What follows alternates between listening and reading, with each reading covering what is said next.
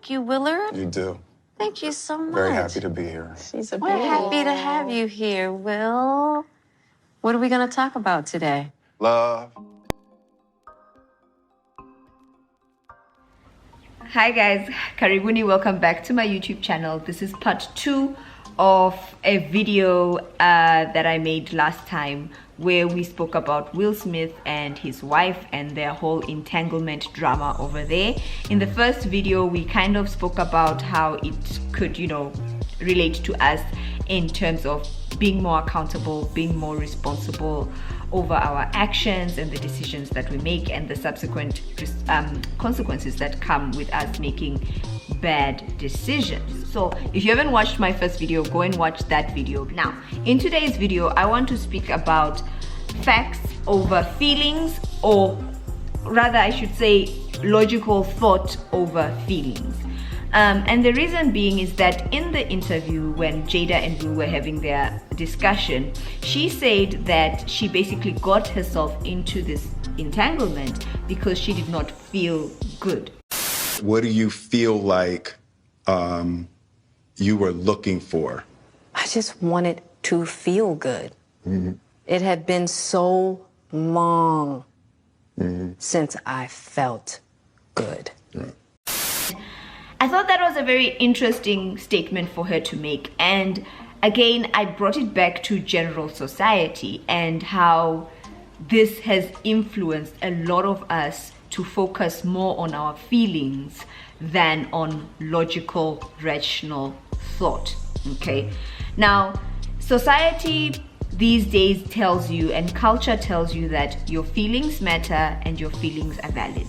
Now, I'm not here to tell you that they don't matter, and I'm not here to tell you that they are not valid. They do matter, they are valid. We were given feelings in order for us to navigate the world better, okay? So I'm not saying we should relegate our feelings to the back, but what I am saying is that if you are acting solely on your feelings and making important life decisions based on feelings, then girl, there's a problem. And it's not just Jada who said something that made me like, what? Bro, what are you talking about, man? but in the video itself, I felt like Will also said a few statements that made me also question his use of logic in stressful situations, because he kept saying, or he said that, listen, I am gonna get you back. I'm gonna get you back first, and then You gonna get me back? I think you got me back. I think we're good on that, okay? And I'm just like, these are two very emotionally immature people, okay? Because in that situation, as stressful and as hurtful as it was, Will was behaving in exactly the same manner that his wife was behaving, in that they were both allowing their feelings, okay, to govern the decisions that they were about to make. And obviously, both of them made, I believe, poor decisions. Listen guys, we cannot be those people who are like, every time we are faced with a stressful situation or a hurtful situation, we use our feelings to kind of dictate how we respond.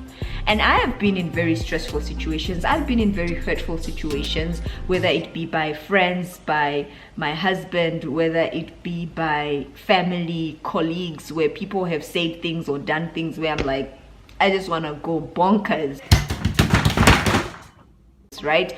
But I have found that it's always better and wiser to take a step back from my feelings and to think through a situation before I respond, because in doing that I avoid a lot more stress and a lot more hurt, and I'm able to respond more wisely and get the situation like resolved quicker and better. So I just wanted to share with you guys like five things you can do when you are in a stressful, hurtful situation. So the first thing is you need to take time to think and reflect.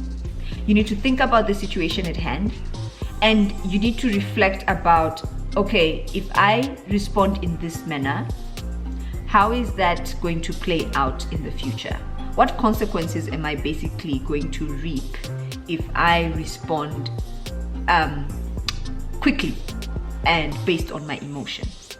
And I always find that taking a step back to think, to reflect on the situation at hand helps me kind of remove the emotion from it and kind of think logically as to why did that person do that? Why did they behave like that? Did I do something that caused them to do that, or is it just them? And number two, something that I always do is I pray about it. For some situations, it will be a quick prayer like, Lord, help me not say something that I'm gonna regret. Or God, please help me not kill this person. I decree and declare, God, you granted them children supernatural strength and ability to fight. So whenever I pray about a situation, whether it's a quick prayer like that, or sometimes it's a very like intense situation that makes me go and sit and actually pray for a while over it, I find that prayer and speaking to my God helps me really kind of think critically about the situation as well. And I always feel like God always gives me a great revelation about the situation, and he calms me. He really calms me down, so that by the time I finished, kind of letting him know how I feel about the situation and my thoughts about it and my frustration and my hurt, by the time I get up and I go back into the room or into the situation, I'm able to kind of have a good game plan that I can implement. Okay. Next thing is speak to someone you trust. So if you are feeling extremely like stressed, angry, frustrated, sad, lonely, whatever it might be, it always helps to kind of go and speak to someone who you trust, who's neutral, who you know is objective. Don't go and speak to your friend who's gonna hype you up and say, yes girl, they are so wrong for doing that to you. No. You want to find that logical person in your life who can call you out on your own BS and call that person out on their BS and then give you good advice. Okay, don't go to those friends who are just gonna be like, let's go girl. Those are not the people you go to during that time. Don't go to your hype man. Go to the most logical person you know and ask them what they think and let them advise you. Okay. Number 4, rethink and reflect again. I always say this whenever I like give advice to my friends. I'm always like, you know what, go and think about it and then make a decision, because I never want to make someone do something just because I've said it. And it's the same thing whenever I get advice from people, my hubby, my mom, my friends, family members. I always go back and I think about whatever they have said, and I then make a decision after that, because at the end of the day, the decision I make is mine, okay? And whatever consequences I have to deal with are mine, and I need to be prepared. I need to be ready for those consequences. So take advice, but go back, rethink, reflect again, and then take your time to make a decision, especially decisions that can alter your entire life.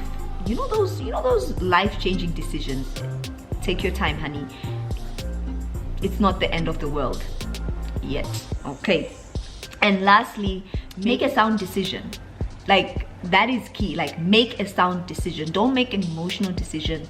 Don't make a decision based on your feelings. Make a sound decision and count the cost of your decision, so that you know that whatever consequences are gonna come from this, I can take it and live with it and deal with it, because I've counted the cost of my choice. But what's important is do not let your emotions dictate your actions, especially actions that can cost you your life, your family, your friendships, the whole shebang.